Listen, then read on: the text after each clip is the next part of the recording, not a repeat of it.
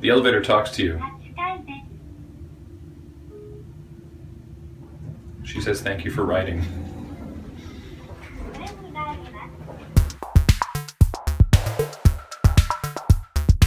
Like this place wasn't already reasonably priced enough, there's a free Continental Breakfast that beats the pants off of basically any other free breakfast I've had at a hotel. It had croissants and little danishes and milk bread, whatever milk bread is, and yogurt and coffee that you thought was going to be terrible and turned out to actually be like fine, which is, when you're expecting terrible, is a big improvement. And it was really cool. And then at the end we had to turn all of our waste into, or sort it into burnable or non-burnable. Because Japan actually incinerates a lot of its garbage. It has very efficient garbage incinerators because they just don't have room for landfill. So that was a unique experience. Is it burnable? Is this not burnable? What's the difference? I don't know. This hotel is fantastic. I would not hesitate to recommend this hotel if you bring a thermarest. This bed was so hard. And at first I was like, I won't care because I'm that tired. And I did not for the first couple of hours. And then I woke up to go to the bathroom and I laid back down and I was like, whoa, this is a really hard bed. And then I woke up to go to the bathroom again because my circadian rhythms are all screwed up and my body is like, it's time to poo. And I'm like, no, it's the middle of the night. Stop that. But no, the colon waits for no man, or woman in this case. And so then I got back to bed, and about 4 a.m. I had the sneaking suspicion that maybe we were just on a box spring. Maybe somehow they had forgotten to put a mattress in our room. So I like clumsily felt around in the middle of the night and I was like, no, this is just the world's most awful mattress. Everything about this hotel is great. I could not sleep here for 2 weeks because my hips would break.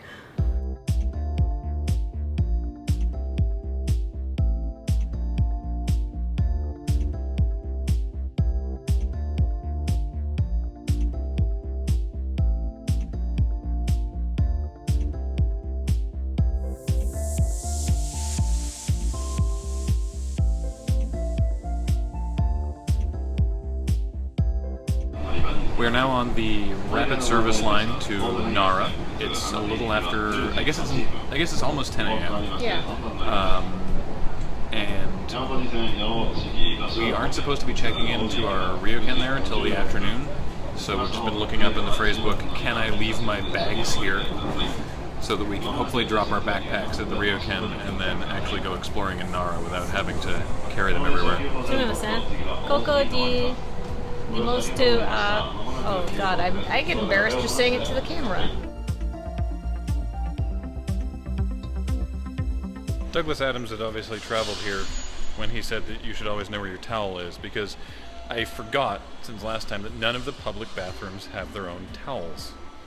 So I need to go find a towel at like a 100 yen store or something and keep it with me. There's no paper towels, there's no hand dryers, but there are sinks. It's just like, you know what, we'll let the heat take care of it. You figure it out. You get your hands wet, you deal with it. It's like, alright, guess I'm buying a towel now. Anyway, we're in Nara. It's way sunnier in Nara than it's been other places. Well, we've only been to, this is our second day in Japan. It's really sunny. It's very bright. It's super bright out. It could be worse. I mean, I'm okay with it, It but could be pouring with rain. my sunglasses aren't prescription, so I can't see as well. The struggle is real. I'll live. We're going to find the guest house right now. Hopefully leave our bags there today while we walk around and feed deer. We're in Nara. We got to our guest house.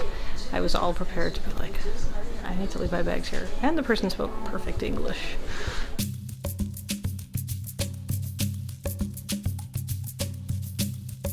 Of course, photography is not allowed inside any of the temples, but you'll just have to trust us that there's amazing golden Buddhas that are hundreds of years old inside each one of them. Japan as a nation is big on professional wrestling, and the deer are no different. So you have to watch out in Nara for deer who will perform a collar and elbow tie-up, a clothesline. This is some sort of sidewalk slam, and this is a running headbutt. If they get near the top turnbuckle, you really want to stay away from them. Oh my god, he's got the kendo stick and he's chasing the deer out of the arena. Hey, don't bite my side. One gave me a nip. He tried to eat my dress. They're not. They're a little pushy, as it were. Quit that. Quit that. Quit it. No. Is he attacking you? Bad deer. Oh, hello, he says. I'm a thirsty fellow. Yeah. They're pushy. What is that for? What's that mean? As soon as they see the cookies, you're in for it. You stay away from my genitals, buddy. You keep biting my pockets, we're gonna have words. He's clunking me in the knee.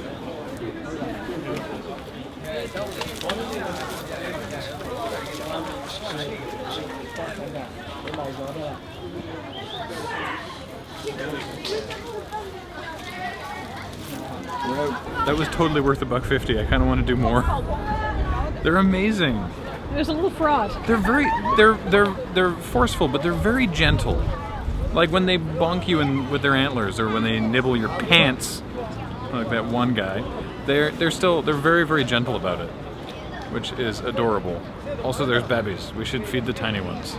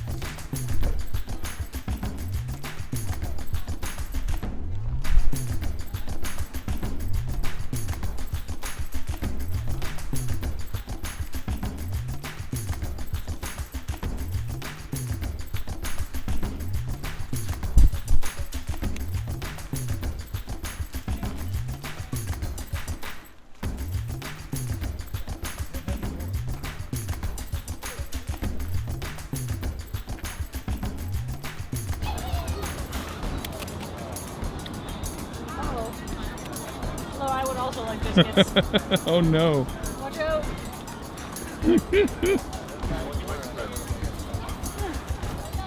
I don't have any more. Well, that's a lie, but you don't know that.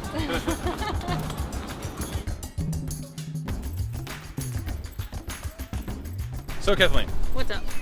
What is the story with the deer? So the deer live around here. They're supposed to be messengers of Buddha, so that people were never allowed to hunt them or torment them or do anything to them. And so now they're kind of like a Nara tourism thing. Like every sign for Nara, like the mascot for the city is an adorable cartoon deer. So basically you can come here and you can feed them, and they're incredibly, what's the right word here? Habituated? No, it's the same word I use to describe our cats. Oh, entitled. Entitled. They're very entitled. Like I feel very entitled to. Who's this? Like who's this thirsty fellow? Hello. Hello. So they just come up right up to you, and then. How long were they not allowed to be hunted for? Like since the 12th century or something. Oh, okay. So they've got generations upon generations upon generations of being entitled little deer brats. Yes. All right. Another place they wouldn't let us take pictures, of course, is the National Treasure Hall, which is a building on the site of an old Buddhist temple to house a bunch of amazing Buddhist artifacts, because the temple itself was built in the 1100s and then demolished in 1854 as a fervor of anti-Buddhist sentiment swept the country. But someone at the time was like, we should probably save this like 20-foot tall, 100-armed gold statue of Buddha where every hand is holding a different object. Should we keep that around? Yes? Great. So that's there, and it's intact, and it's amazing, and even their postcard doesn't do it justice. It's pretty astonishing. So Kathleen. Hey. The only reason we came to Nara was to feed deer, correct? Well, no. Oh. There is something called a Unesco World Heritage Site there. Unesco, if you're not familiar, is the United Nations. God, I can never remember this acronym. And it's the United Nations. It's worldwide. They pick all of the best things in the world and they put them on a list. The list is about 1,000 items long, and it's just like, here are things that are so incredible to human culture or to the environment and basically to planet Earth. You should go see them if you can. And one of them is here.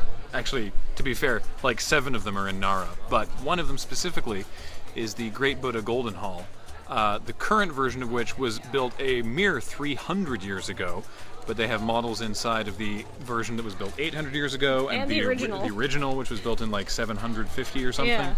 And unlike most of them, you can actually take pictures inside. So we were actually able to take a bunch of pictures and video inside of this amazing, massive Buddha statue.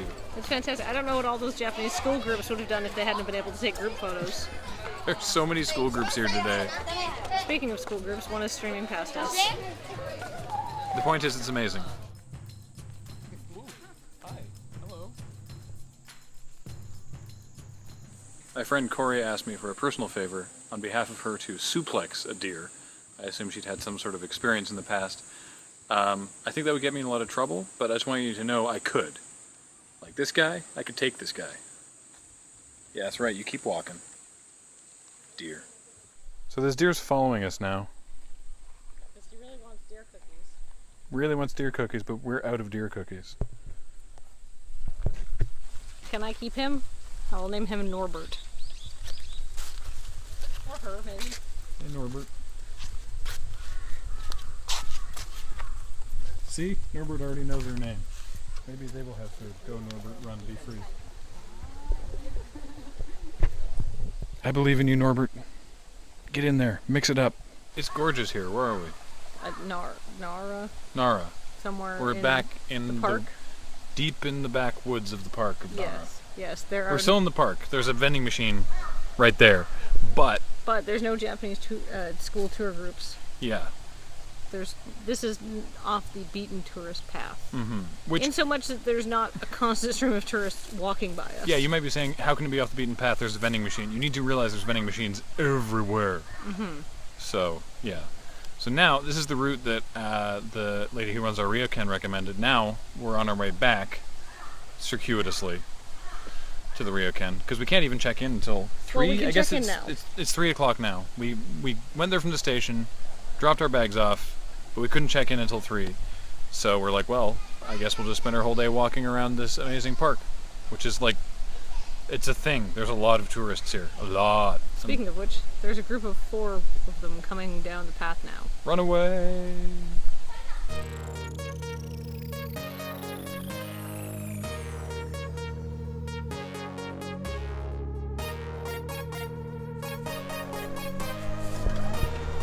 Hey, arigato.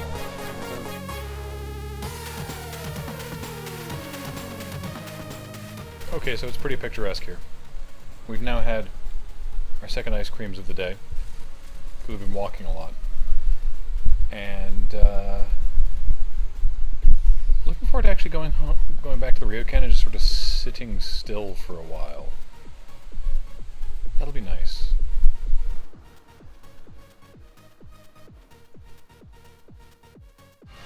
So we're at this restaurant, because it's one of the few places that's open. And we know they serve okonomiyaki, which is kind of like a omelette-y type thing. And Kathleen's having that, and I'm having some udon. And it gets made at the table, but we don't know yet if they're going to make it, or if we're expected to make it. I hope it's not me, because I wouldn't trust me with this. So our dinner arrived, and thankfully it's mostly cooked. How was food? So necessary. Very necessary. Good, too, though. Yeah, it was actually tasty. I had good okonomiyaki. And we didn't have to cook it ourselves, which I appreciated. Yeah. I would not have done that well. Well, I think they took pity upon us, maybe. Probably. I think it's just that it keeps it warm. And now, something weird's happening at the Circle K. They have those here still. Alright, so beer in the vending machines. We've seen this before. If you're not familiar with Japan, yes, this happens. What about underage people? Well, they don't buy it because you don't buy it. You're underage. You don't drink. But this one is unique to me because it also has cartons of shochu, which is like, it's rice based rice wine. Korean rice wine. Yeah. So if you want to get real smashed, this is the machine for you. When we stayed in Japan, we stayed in Hotel Arietta, which was really nice. But where I prefer to stay is ryokans, because I stay in a lot of hotels for Loading Ready Run, work-related stuff.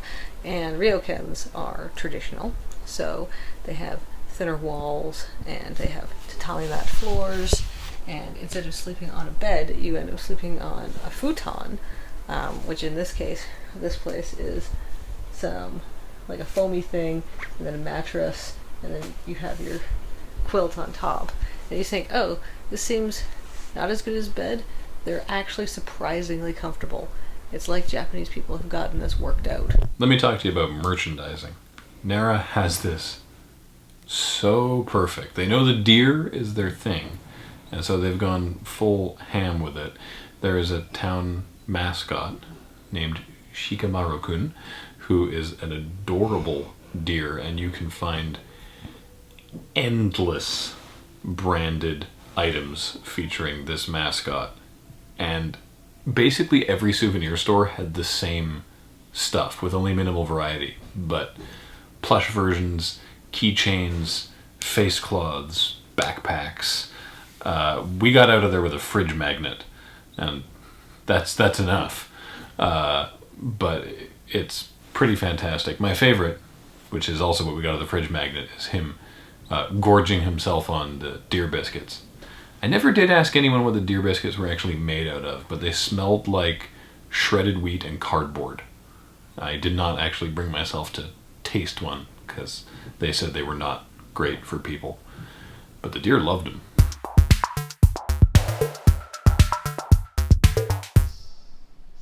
Wake up, sheeple. Wake up. Also, this is way better than the temporary store, because it's always there when you go.